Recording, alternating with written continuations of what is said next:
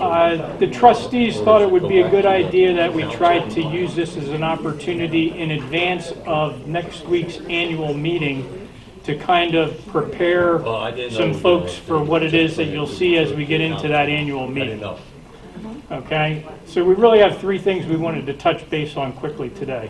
One would be a little bit about the operation of the fund, which I think most of you have heard about already, but if you're not actually the person orchestrating the operation of the fund, you might only think about it when we get to this time of the year, so a good quick refresher on that might be helpful. Number two would be a little bit about the sub-funds and the proposals that will be coming to you for consideration at next week's meeting. And number three would be just how that voting process works and some things that we maybe ought to think about as we're going through voting on this next week. If you're unaware, the current three trustees overseeing the fund are myself, Georgia, and Janet Pearson. So that's the three folks that are seated right now.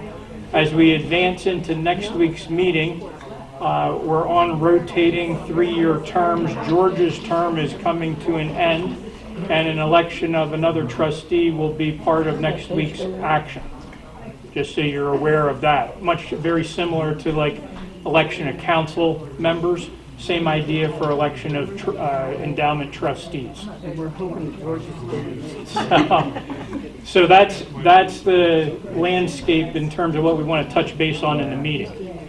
In terms of a quick overview of the endowment fund and how that works, a quick history lesson. Like 30 plus years ago, we had the beginning of an endowment fund.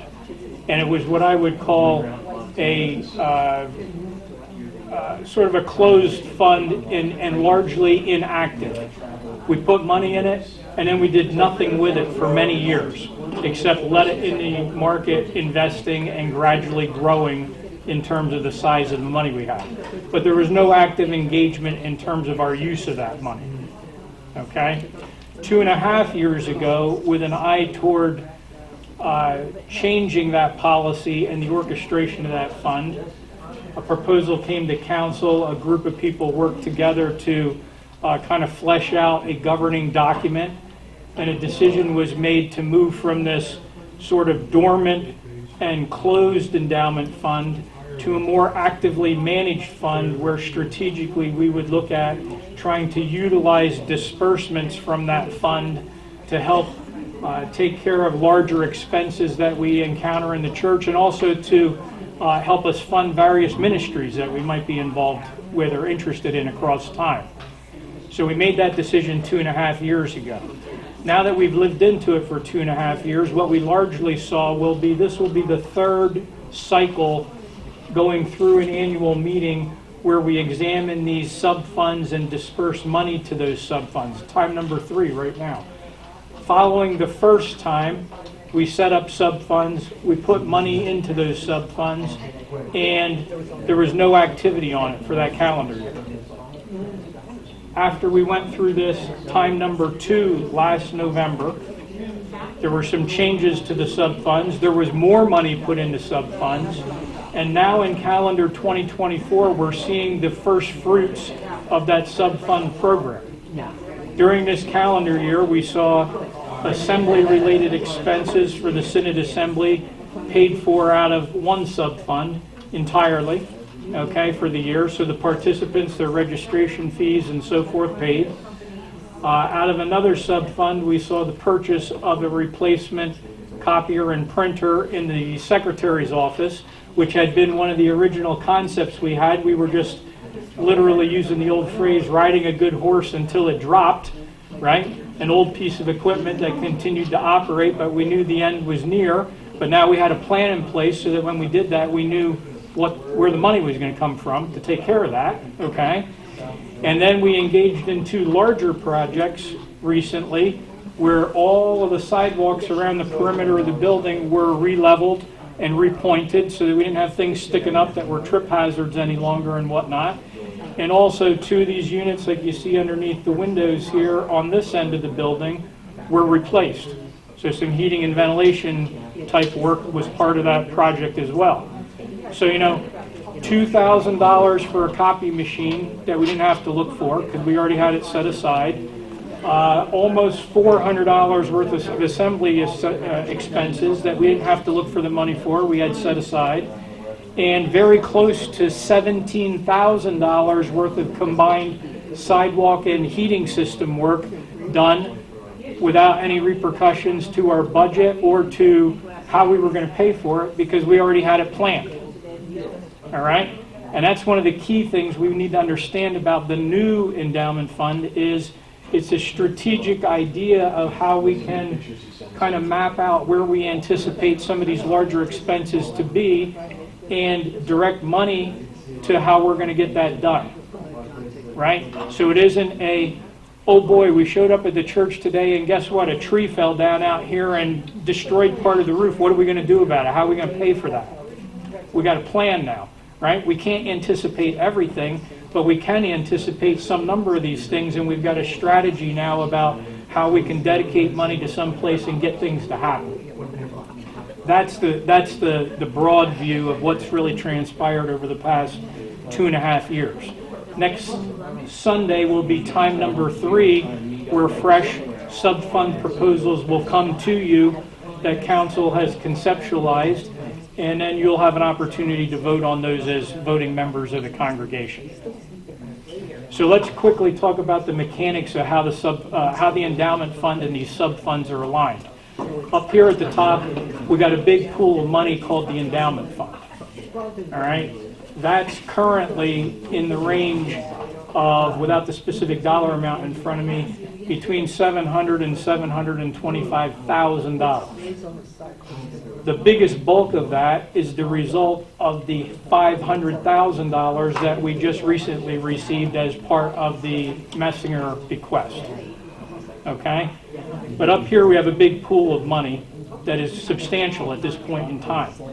And the concept of the sub-funds are we can have up to 5 sub-funds, sub-fund being a lower tier fund underneath this big pool of money that you vote on based on council recommendations where we have a targeted use or purpose for each one of these sub-funds. We direct money into it once a year, and money is held there until some type of expense or program is run related to that sub-fund. And now we've got the money all ready to go because it's been deposited in these sub-funds. All right? The overall big pool of money, as well as the sub-funds underneath it, are all invested either in bank instruments, like a money market fund as an example, or in market investments, like money market accounts and or mutual funds. Okay? So that's where the money is and how it's organized. The process of getting money from the big endowment fund down into these sub-funds are these sub-fund recommendations that we're talking about that you'll vote on next week. Currently we have 4 sub-funds that are set up. One of those is what we call non-budgeted property expense, and it's designed as a permanent sub-fund because we believe that as long as we're here with a building, we're always going to have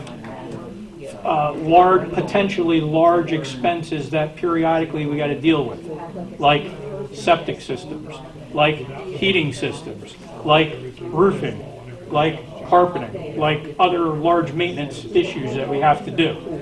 So the concept is that fund was created and it never goes away. All right?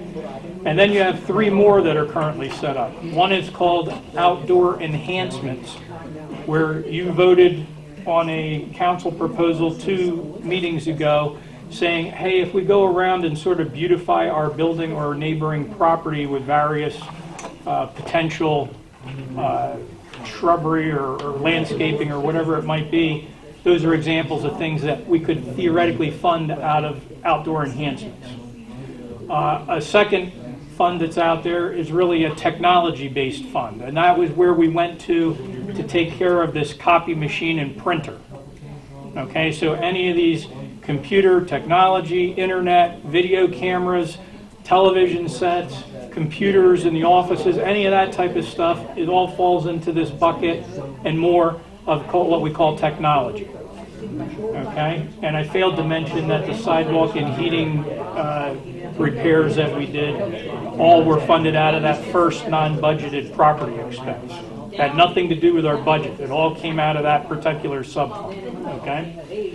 The third sub-fund that's out there right now would be this concept of a wider church. Well, what does that mean?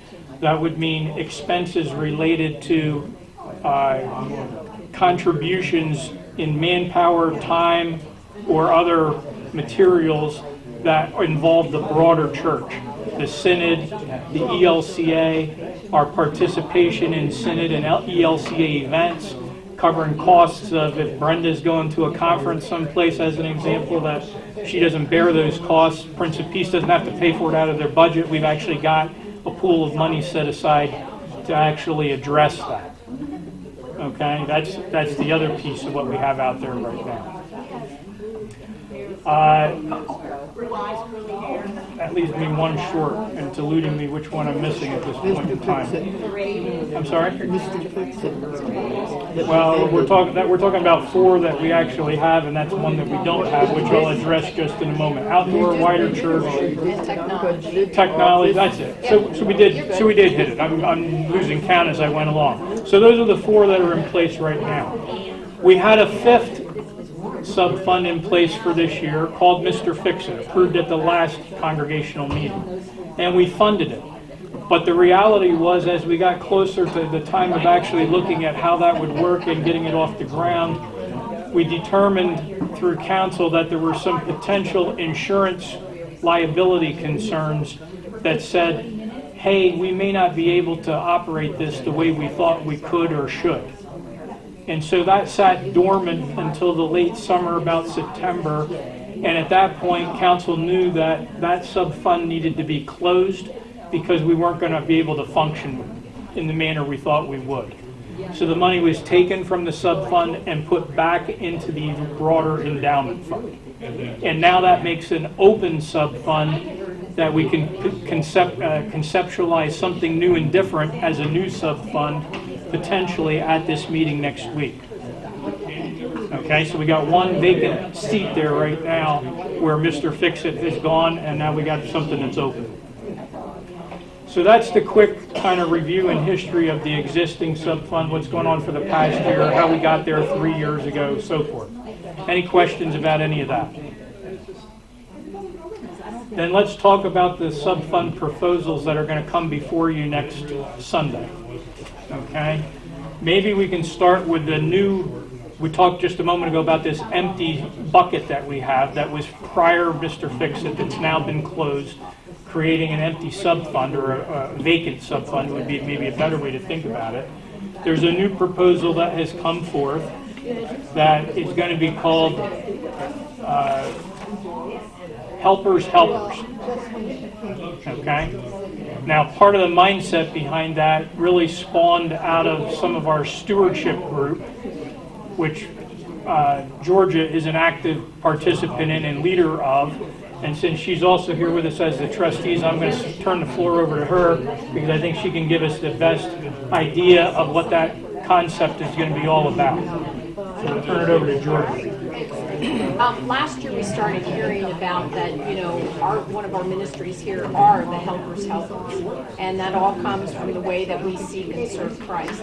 And as we were talking in stewardship, we were thinking about different times that there have been challenges put out. I don't know if you remember the one year for Thanksgiving, that pump came and they said they didn't have enough turkeys. And how there were matching funds to put together that we were able to give over $3,000 so families could enjoy everything that we were enjoying. And then there have been other occasions where people say, well, you know what? If you can do this much, we'll match it, or we'll give 50%. And like this year, we did for the ELCA for World Hunger that, Tina was part of that with Mary, and they said, we want to do 50 gifts. So Pop's treasurer said, you know what? If you do 50, we'll match you 50. So as it went along, the 50 came in, and Pop said, you know what? we'll give you 100. So altogether, 150, right? Animals or whatever Yeah, it was, bees or yeah, it was. They did a multitude. yeah, multitude of things. So just start thinking about the exponential effect that we can have if we can start looking at all the wonderful social ministry projects that we already have. We have PUMP, we have Slater Family Network, we started doing work with the veterans last year. Lehigh Valley Foster Care. There's so many that we have. So if you think about what people are willing and want to contribute to those, why not lasting legacy for, I'm thinking especially for Marion, is to use that money to do more ministry.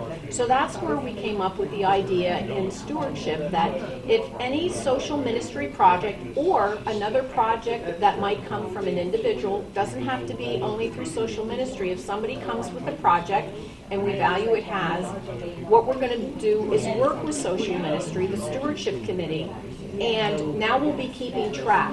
So we'll give a dollar value to a tube of toothpaste. So let's say we do the veterans and we ended up with 100 tubes of toothpaste for the veterans at $2 each. That's probably cheap right now, but there's $200. So what the Helpers sub-fund would do would match that $200 dollar for dollar up to $500 for each project, with I believe the total maximum this year that council said to be put in was $4,000. So if you just think of the number of projects that we do and how we can use that money to exponentially give more to the people that we want to help, and the reason that we're doing those projects, that's what the whole fund is about, is just about making our generosity grow even more than what our congregation is so already generous for. So to me, I kind of look at it, the living part is here, but yet because somebody had the thought in their legacy to want to do that,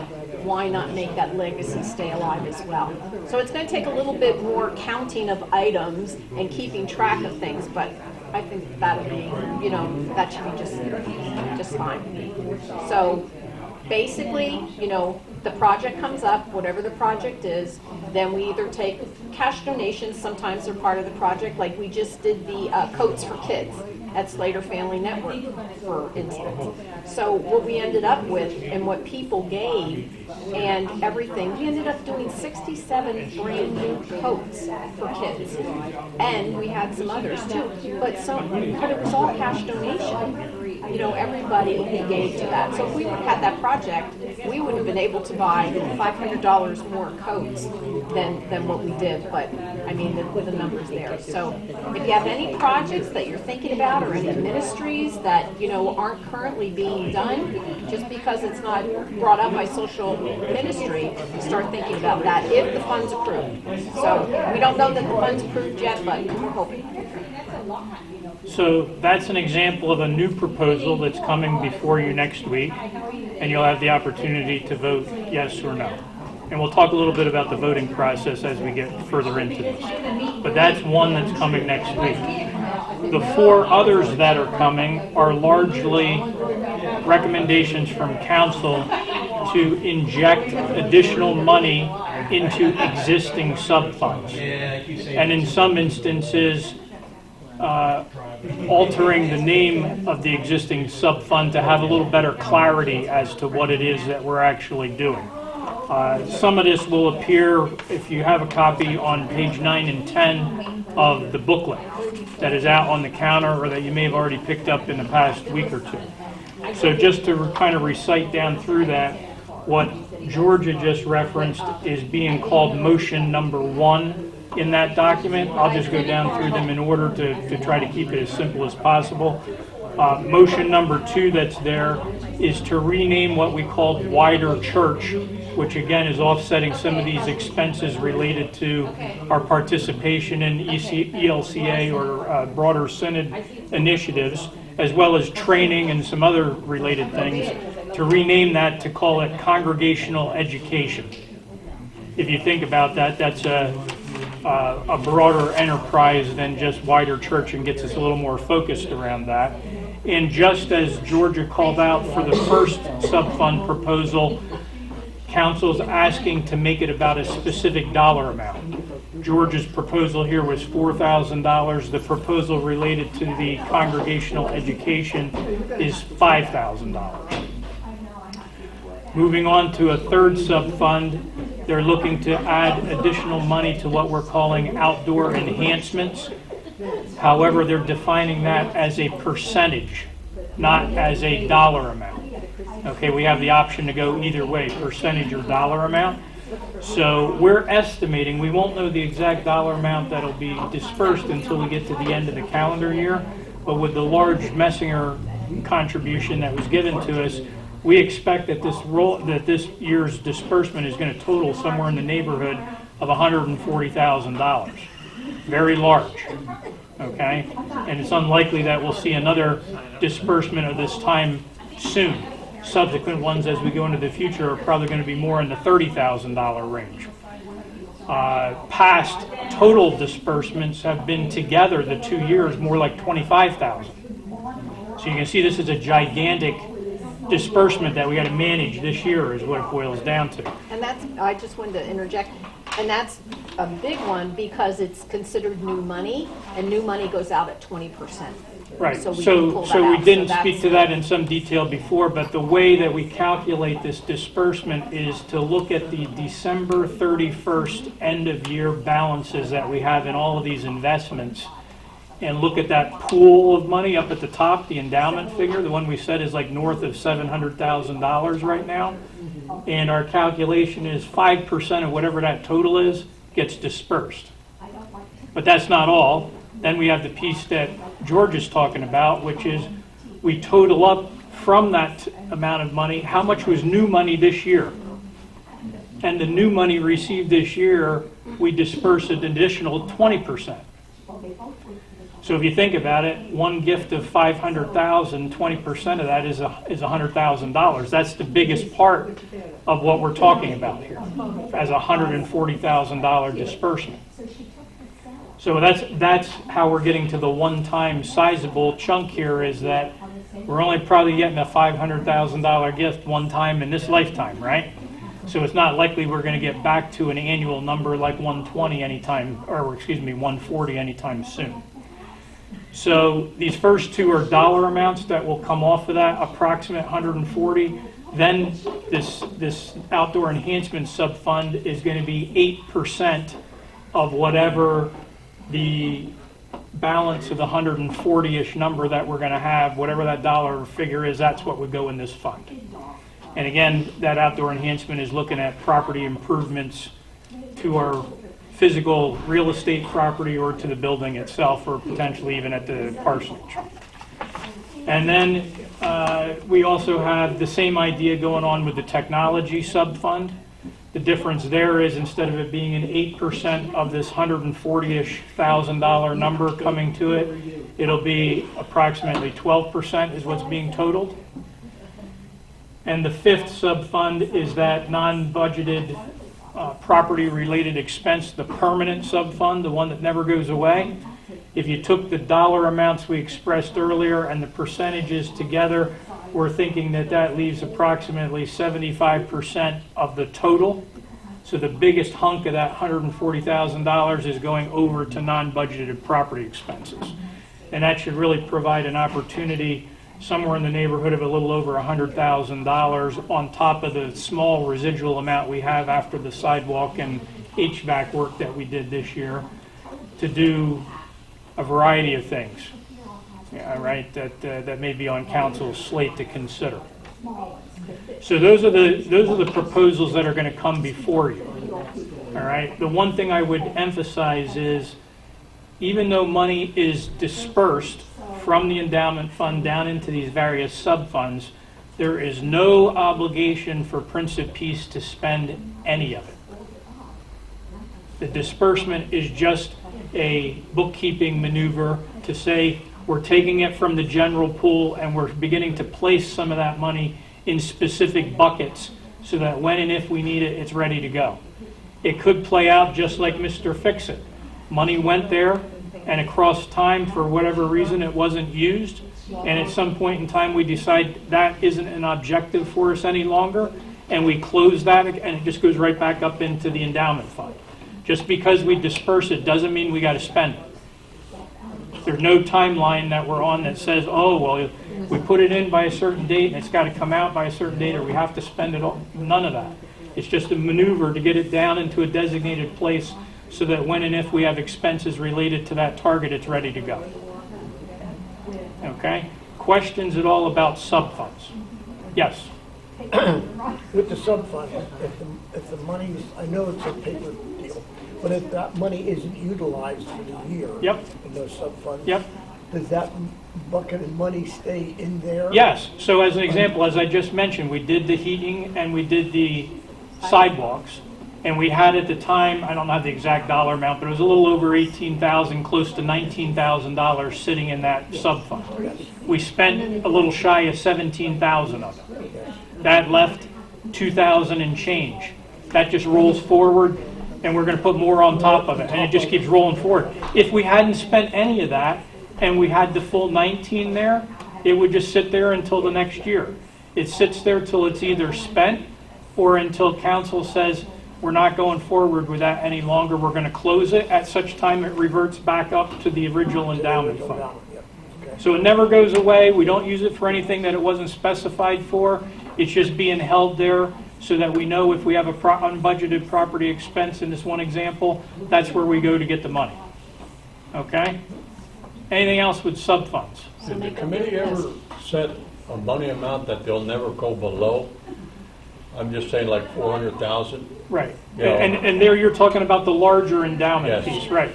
So the thought behind that is the only way we would probably get below that is if for some reason there is a cataclysmic market event that causes the value of market investments to drop way down, because we're only dispersing 5% of the value of the investment.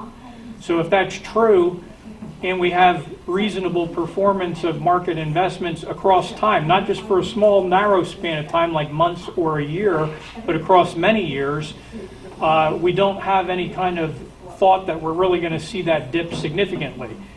You bring up the point, though, that that's a potential outcome. There's no statement currently in any governing document that says we can't get below a certain point. That would require an amendment of the document. So, you know, if we have concerns about, hey, that could erode away or something cataclysmic could happen and force the value below a particular point, that would need to be a rewrite of something that we have right now, which is no particular statement specific to that. Anything else about sub-funds or the endowment structure itself? I mean, you might want to remind people at the congregational meeting that any new money that's accepted, that's contributed in 2024, that 20% of that new money would be part of the disbursement for 2025. So if people had it in their mind that they wanted to make a contribution to the endowment fund, it might be better to do it before the end of 2024 than wait till 2025. So point noted on that, and what I would tell you that what we see through the first several cycles through this is gifts can happen anytime during the year, but probably the peak period for that seems to be November and December, which kind of aligns with what Kim's saying, except her point is to not only acknowledge that that happens, but to call it out. Hey, we actually have an opportunity between today and the end of the year, right up to December 31st, as long as we can get it showing on a statement that'll publish on December 31st, to influence how much is going to be dispersed for 2025. That's a perfectly legit point that we can emphasize. Anything else about the big endowment fund or the sub-funds underneath it?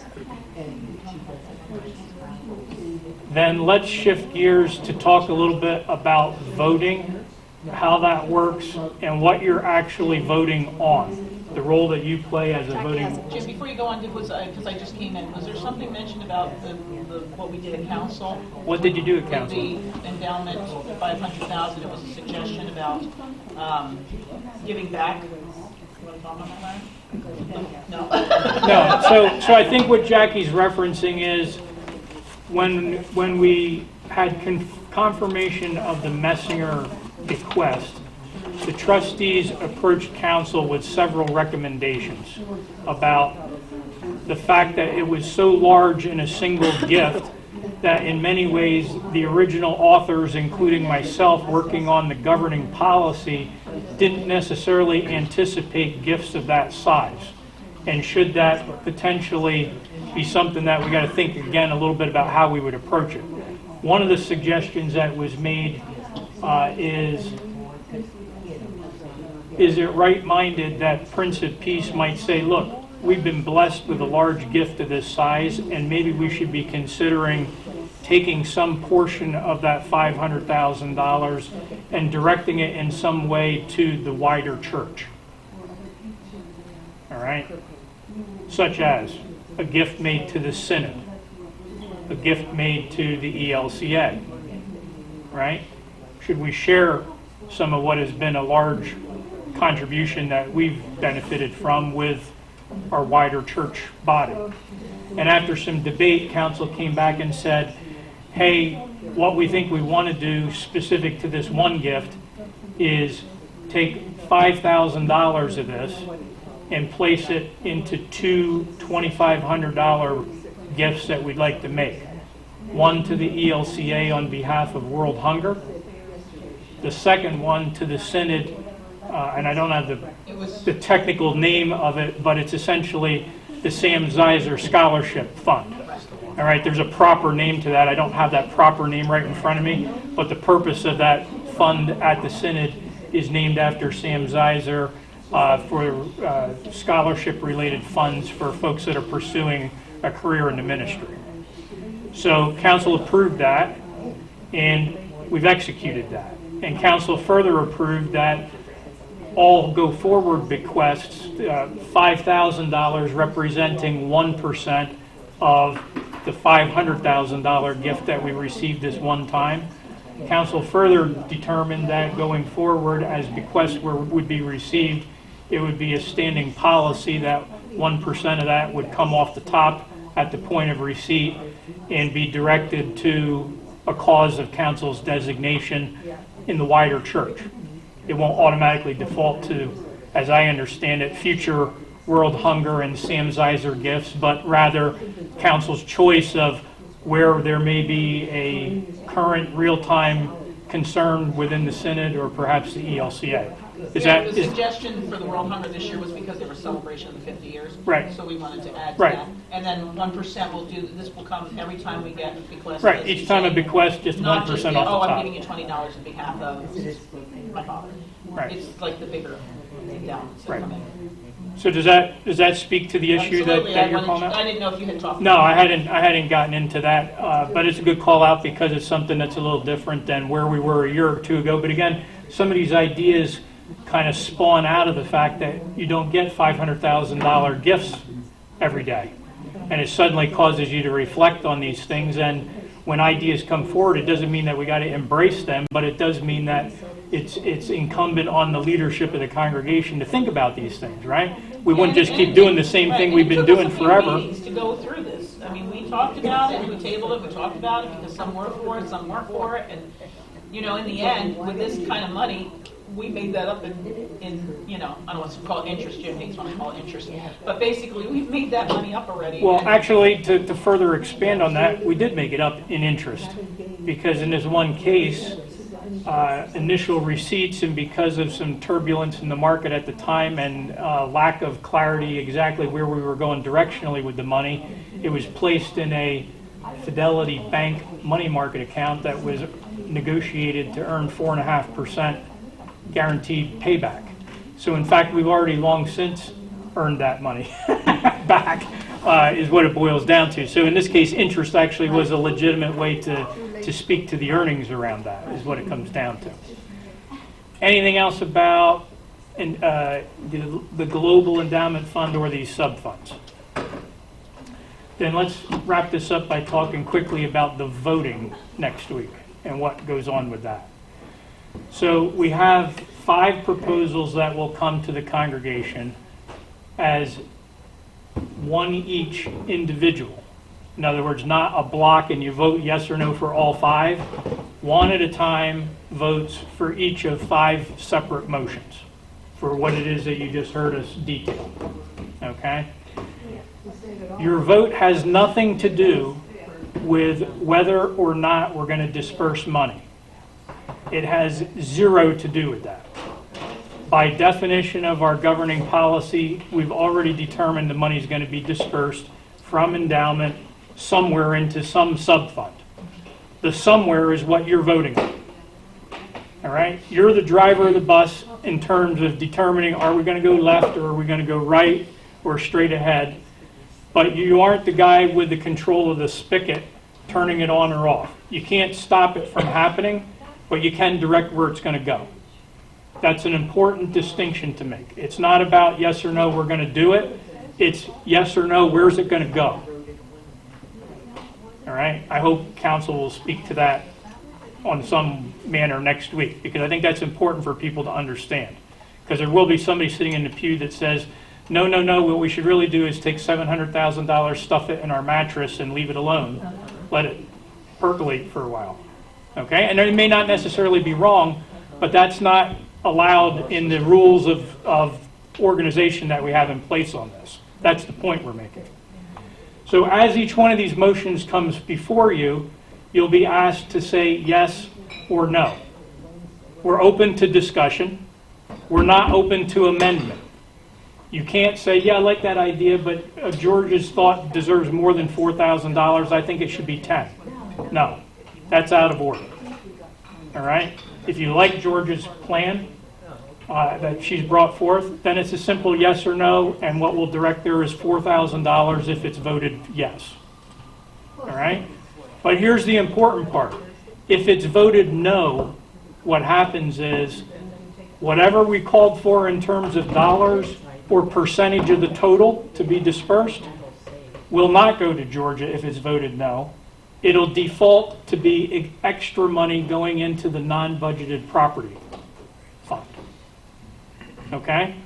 So if you really stop and think about it, each one of the first 4 votes, helpers, technology, congregational education, and outdoor enhancement, each one of those votes is really yes for that or no, which means it goes to unbudgeted property. Okay? But an option is not, no, I don't want any of it dispersed. That's not part of the deal. Okay? That's the part we got to understand. Yes for a single thing, makes it happen. But if it's no, it goes to unbudgeted property. Then we move on to the next. We go to proposal number 2. Yes means proposal number 2 gets the money, or if it's no, it goes to unbudgeted property, and so forth.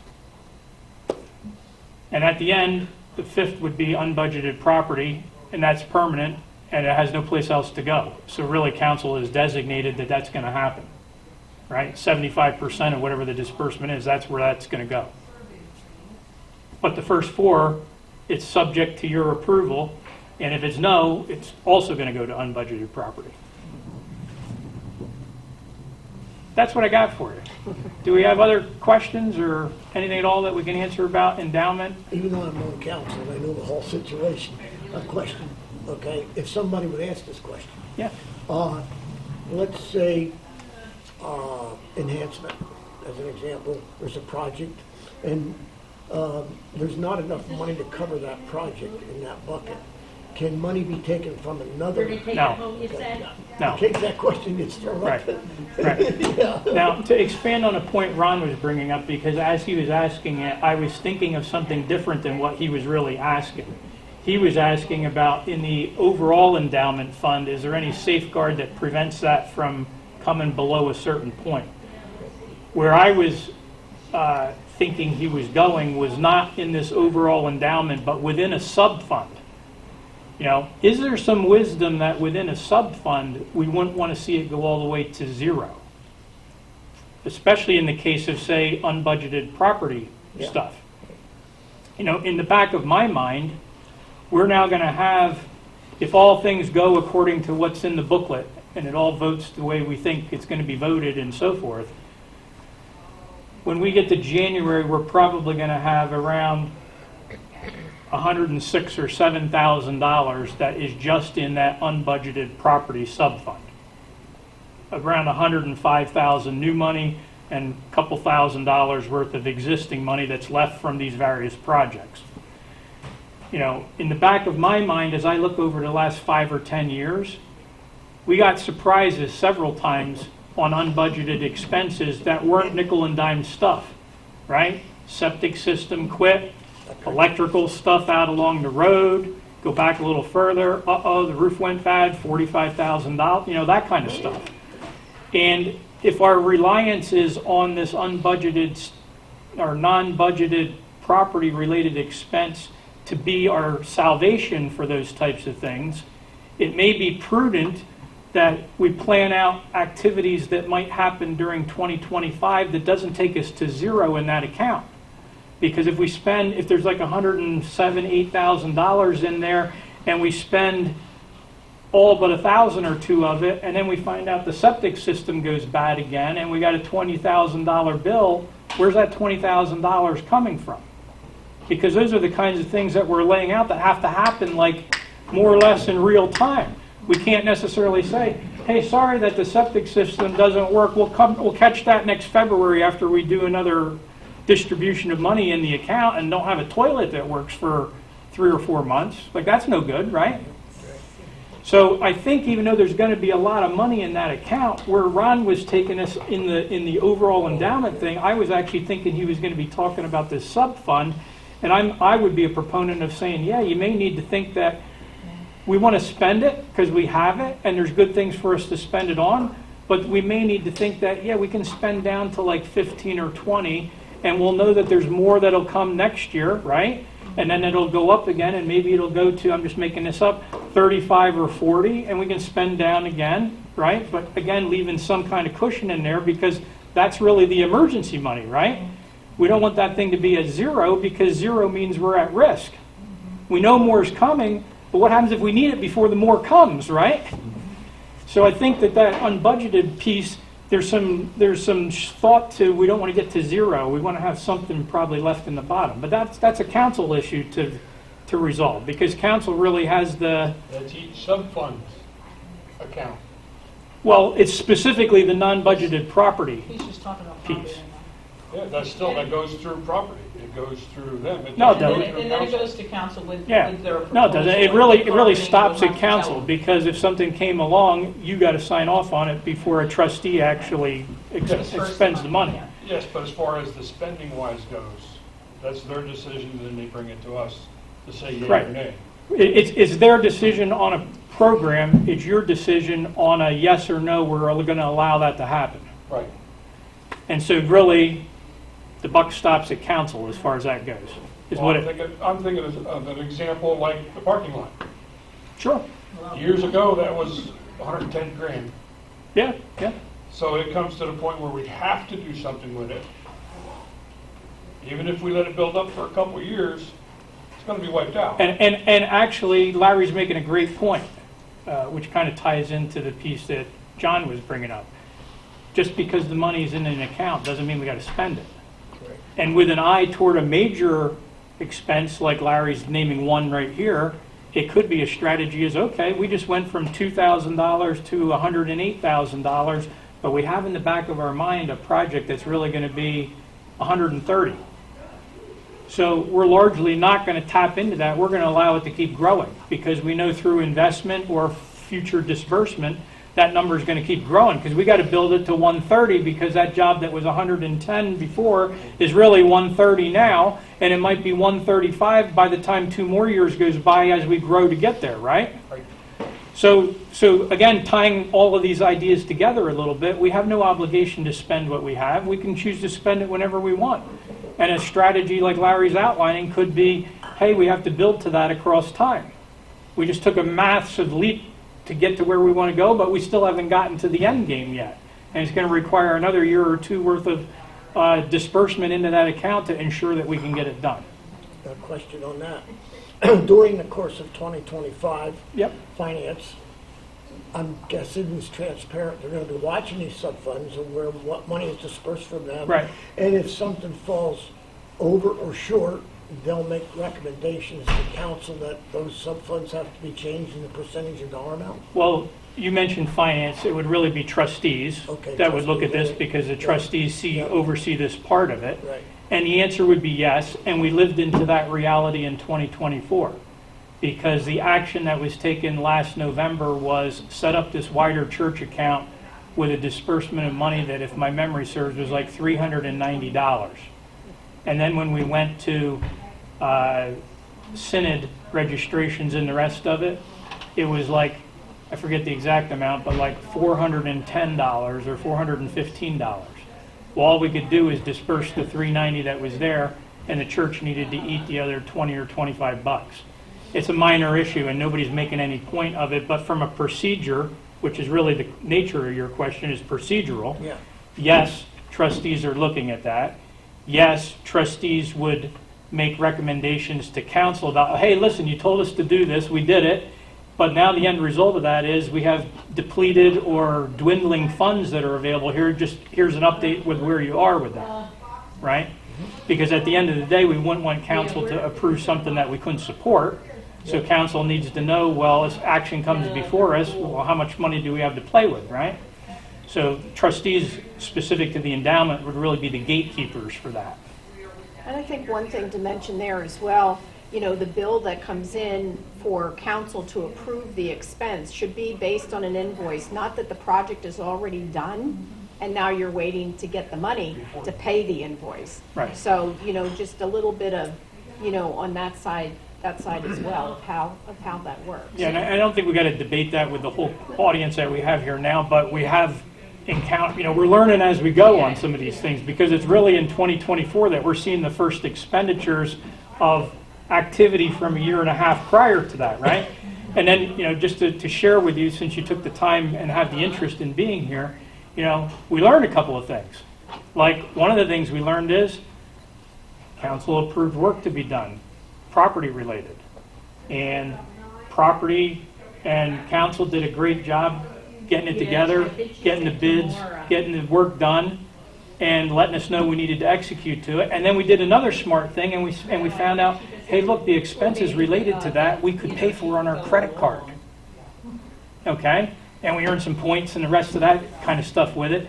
But now that opened up these issues of, well, okay, but do we have the documents that George is talking about that we really ought to have put someplace? If somebody approves something to us and they send us an email or a text, is that like the same thing as, hey, we have a signed off piece of paper here that we can put in a file and keep records? You know what I mean? So as we're actually living into this stuff, we're seeing the good parts and the challenging parts that we got to flesh out a little bit as we go along, so that we got proper documentation and records in place to not only live with it in real time, but to refer back to it at a future time and say, yeah, here's what we did and how it worked and so forth. You know, there's a 14-page document that outlines this stuff, and yet you can still find, well, hey, now that you're living into it, here's something that we got to do a little differently that isn't outlined in 14 whole pages worth of information. Okay? I think what we have is actually pretty good, but unfortunately, you can soon find something that challenges what's in there. Yeah. Two things, question. Number one, I know what because we're talking about property and these expenses, and they are larger expenses and such.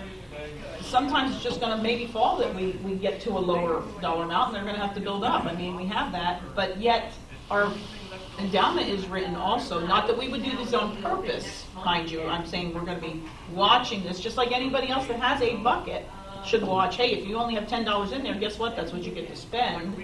They are already aware of that. But yet the endowment is there also, that if there is a hardship, you can go to the endowment for There's that. an emergency statement written in the first 2 pages of the document that allows council those things. But I think the difference to the intent of that statement versus what it is that you're outlining is, Right.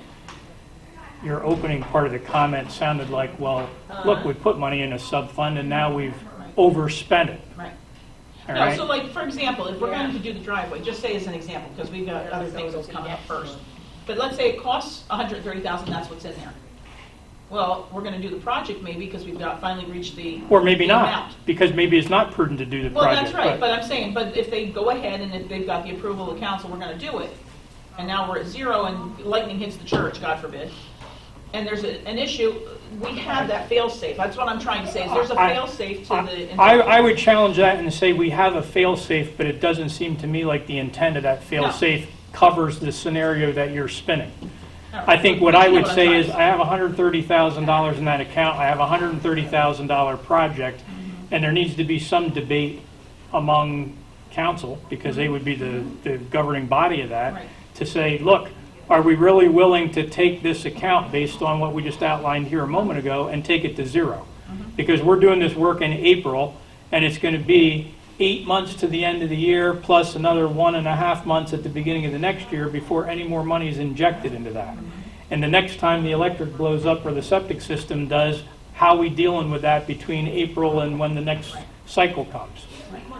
And it could be the council says, we don't care. We're hell-bent on a parking lot and we want to get it done because we got it here now. Okay, they've made that decision, but then they got to have some kind of strategy, and I would tell you the strategy might not be, well, we'll just take it from the endowment fund. It might be, oh, well, we have to go to market investments that we have elsewhere and take that. Or, you know, we're going to run a budget deficit because we're going to put in a line for 15 grand. We had to do something that is now going to hit the Most budget. people think, oh, well, this much is invested, but it can't ever be touched, and that's what I'm trying to get at, is that there can be situations where we may have to do. You can absolutely draw it down to zero in the sub-fund. No, I'm talking about the main investment. At this point, the kind of language that's in there is suggesting that there's some type of catastrophic event. Right. Repairing the parking lot, to me, is not a Yeah, that's not catastrophic a event. catastrophe. Right. And that's why I'm saying you may draw it down to zero, you may overdraw it, but I don't think that by default means the money's coming out of the endowment fund. Seems to me like it would come from someplace else. But I'm not a council member and I'm not speaking to that. But I'm I think it's something that we can talk about, but we have to know what we're talking about when we talk about it. Right. And then the other question I have is that, let's just say, for example, now, because I know how it's happening, is that the money comes out of endowment and it goes into these sub-funds, and some of it is just a line item. Okay, property's got $100,000, whatever. The money still stays invested until that money is called for. Yes. So when we start talking these larger numbers in that particular bucket, per se, is it right thinking or not right thinking to say that could be an investment in its own and it could earn money on its own without that money that's being made going into the big bucket? It is. It's totally that way now. Okay. I didn't know, because It's I thought totally once that you way got now. the disbursement, yeah, I knew that stayed in there All as an those investment. sub-funds have their own unique account or investment instrument, Okay. and it's earning or losing, as the case may be, unique unto itself. Okay. So sub-fund number one has its own investment, its own strategy, its own earnings, its own losses. Move to sub-fund number two could be completely different instruments and earning more or less than sub-fund one. And all of that's independent of the big bucket up here that has its own unique investments. So it's already, what you just described is already in place. And if you think about it, it almost has to be that way, because let's go back to the examples that we had for 2024. Wider Church was $390. What can I do with that? I can't have a mutual fund, right? I can't even open up a money market. You know, it was such a small sum of money that it really tied our hands in terms of the way we would manage that. And hopefully as we go forward, because now all of these numbers are going to be bigger as a result of the Messinger bequest, even when you get to 2025 annual meeting and beyond, and you're dispersing maybe $30,000 or $32,000 in a year, we shouldn't be seeing, I don't think, these tiny dollar amounts, relatively speaking, tied to startup of a sub-fund. They're going to be larger sums of money, thousands of dollars, tens of thousands of dollars, maybe even hundreds of thousands of dollars, as we have in the case of non-budgeted property right now. So once you get to those larger numbers, it makes what you're talking about really easy, because you have a large enough sum to be able to do something with it. Right. You So know, now you have an account that's the outdoor ministry, but it's not invested the same way, so that's not correct. prudent to the bearing money or losing money. It is to the extent that it's in a market-based instrument. So in other words, if that's a mutual fund, then up, down with the market. If it's in a Fidelity account as a bank, Fidelity account. Then That's in a regular. yeah, then it's an account. interest-bearing account, and it's incrementally just tick, tick, tick, tick, tick, tick, tick, going And up. because we went with the money market, just some of our strategy of how we work at the investment as the trustees was, the amount was small. And if they were going to use something, they needed to get it right away. So we didn't look to put it into a mutual fund that we're paying sales charges on or other things. We said, we can live with this percent of interest for taking away the risk, and we can get to the money whenever we need it. So then would you set up, if years passed, would you set up an account the same way because it's under a certain dollar amount? Is that what you're? We'd have to now, like using helpers as an example, even though that's going to be $4,000 and would be enough to be a market investment, the likelihood is that needs to be a bank investment, because the way that's laid out, Right, it's project possible costs that paying out. almost every month there's something that's got to come out of that, and it's going to, and how much money are you going to earn on starting with $4,000 and seeing an increasingly over time decreasing number?